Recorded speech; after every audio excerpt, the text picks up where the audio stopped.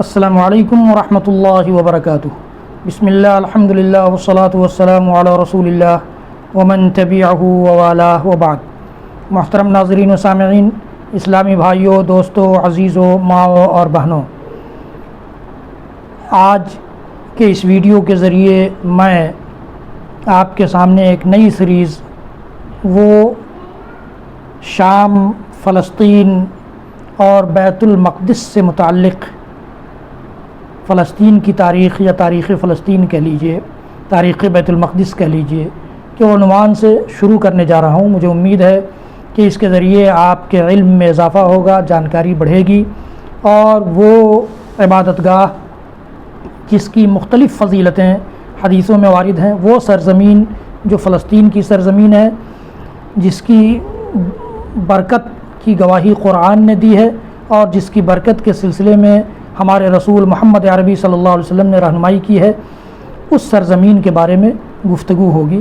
جب فلسطین بولا جاتا ہے آج کی تاریخ میں، تو یہ ایک عام بات جان لیجئے کہ فلسطین، شام یعنی سیریا جس کو ہم کہتے ہیں، اور اردن جسے جارڈن کہا جاتا ہے، یہ تینوں علاقہ شامل ہے۔ آج ٹکڑے ٹکڑے میں بٹ گیا ہے، الگ بات ہے، لیکن یہ پوری سرزمین اس میں شامل ہے۔ یہ ایک عام بات تھی جو میں نے آپ کو بتا دیا ہے۔ سب سے پہلے اس میں آپ کو بیان کروں گا آپ کے سامنے کہ اس کی کیا فضیلت ہے، شام کی ہو، چاہے فلسطین کی ہو یا بیت المقدس کی ہو۔ اللہ رب العالمین نے سورہ انبیاء میں یہ فرمایا ہے، وَأَرَادُوا بِهِ كَيْدًا فَجَعَلْنَاهُمُ الْأَخْسَرِينَ وَنَجَّيْنَاهُ وَلُوطًا إِلَى الْأَرْضِ الَّتِي بَارَكْنَا فِيهَا لِلْعَالَمِينَ۔ گو انہوں نے ابراہیم علیہ السلام کے ساتھ مکر کا ارادہ کیا، لیکن ہم نے انہیں ناکام بنا دیا، ان کی ساری چال بازیوں کو، ان کی مکاریوں کو ناکام بنا دیا، اور ہم نے ابراہیم اور لوط علیہ السلام کو نجات دے کر اس سرزمین پر پہنچا دیا جس میں ہم نے تمام جہان والوں کے لیے برکت رکھی تھی۔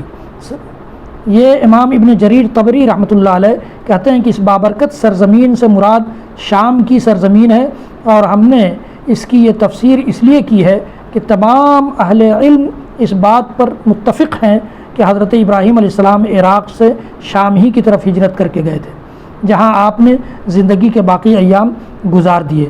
ہاں، آپ مکہ ضرور گئے اور وہاں بیت اللہ بھی تعمیر کیا، حضرت اسماعیل کو بھی وہاں چھوڑ کر آئے، ان کی ماں ہاجر کو بھی چھوڑ کر آئے، آپ کچھ دنوں کے لیے مصر بھی گئے، لیکن آپ نے قیام جو اختیار کیا جس جگہ کا، وہ فلسطین کی سرزمین تھی۔ حافظ ابن کثیر رحمۃ اللہ علیہ نے اس سلسلے میں لکھا ہے کہ ان آیات میں اللہ تعالیٰ نے حضرت ابراہیم علیہ السلام کے متعلق خبر دی ہے کہ اللہ نے انہیں ان کی قوم کی تیار کردہ آگ سے نجات دی، اور وہ ہجرت کر کے ملک شام کی مقدس سرزمین کی طرف چلے گئے۔ تو یہ مختلف مفسرین نے ان آیات کی تشریح کی ہے، جس سے پتہ چلتا ہے کہ ابراہیم علیہ السلام کا جائے قیام، ابراہیم علیہ السلام کی ہجرت کی سرزمین شام کی سرزمین ہے، اور وہ سرزمین وہ زمین ہے جس میں اللہ تعالیٰ نے دنیا والوں کے لیے برکت رکھی ہے۔ تو یہ اس کی فضیلت کے لیے کافی ہے۔ انشاءاللہ العزیز میں اس سے فضیلت سے متعلق اور بھی گفتگو آپ کے سامنے رکھوں گا، پیش کروں گا۔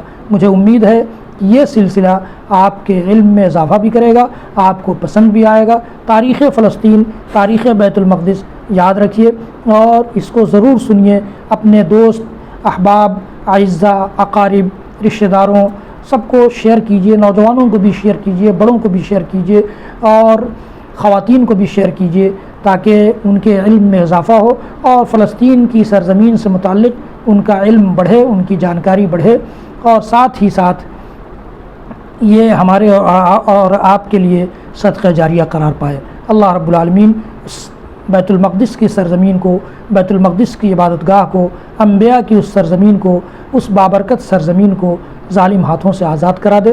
وصلی اللہ تعالی علی نبینا محمد وعلی آلہ وصحبہ وسلم۔ سبحان ربک رب العزۃ عما یصفون وسلام علی المرسلین والحمد للہ رب العالمین۔ میرے چینل کو سبسکرائب کیجیے، بیل آئیکن ضرور دبائیے، لائک بھی کیجیے۔ والسلام علیکم ورحمۃ اللہ وبرکاتہ۔